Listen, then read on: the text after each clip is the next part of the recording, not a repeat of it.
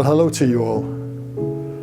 Those of you who were at Bethel during the COVID lockdowns will remember that when we reached the December of 2020, we put together an Advent calendar.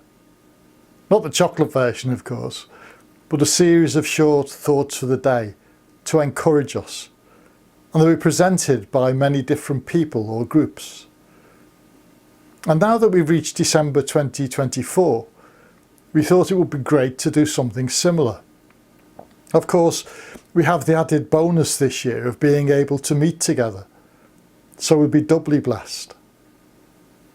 And so, over the coming days which lead up to Christmas, we'll be sending you links to our Advent calendar. And each day, you will hopefully find a recognisable face sharing a little of what Christmas means to them, using the theme of Christmas carols.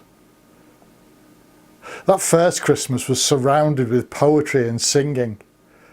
Mary and Simeon broke out in wonderful poetic praise.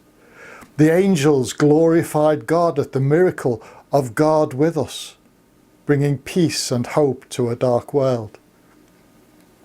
And over the centuries, men and women have taken those words and turned them into Christmas carols.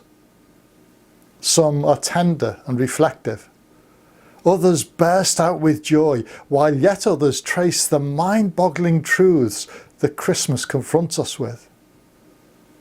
The baby who lies on a bed of straw is actually God of God, light of light.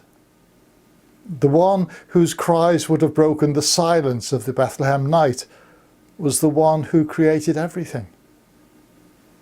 The child who was worshipped by shepherds was also worshipped by the travelling wise men who journeyed many miles in anticipation of meeting the King.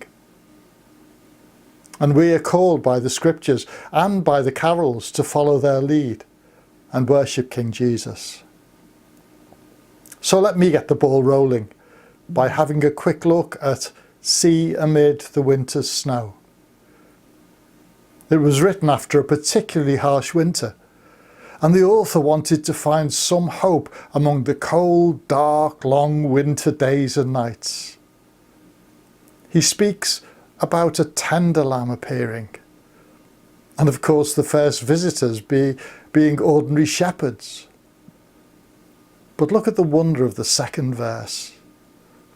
Lo, within a manger lies he who built the starry skies. He who throned in height sublime sits amid the cherubim. How is that possible? How can the architect and constructor of the heavens, with their billions of stars and galaxies, be lying in a manger in Bethlehem, the back of beyond?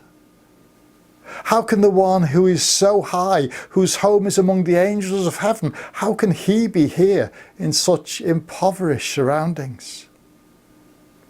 Well, the clue is in the message of the angels, singing peace on earth, telling of a Saviour's birth. The child in the manger is God's promised rescuer. The baby cradled in his mother's arms is the one who would bear the sin of the world. How we should echo the author's words of gratitude for such marvellous humility. Sacred infant, all divine, what a tender love was thine, thus to come from highest bliss down to such a world as this.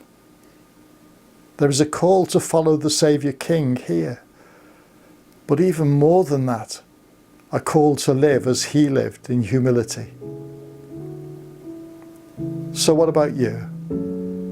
Will you come in worship this Christmas? Will you follow the baby in the manger, who grew to be the Saviour on the cross and the victor who rose from his borrowed tomb, and who will one day return in great glory? Well, a very happy and peaceful Christmas to you all. I hope that I haven't put you off from watching the rest of our Bethel Advent calendar. God bless you.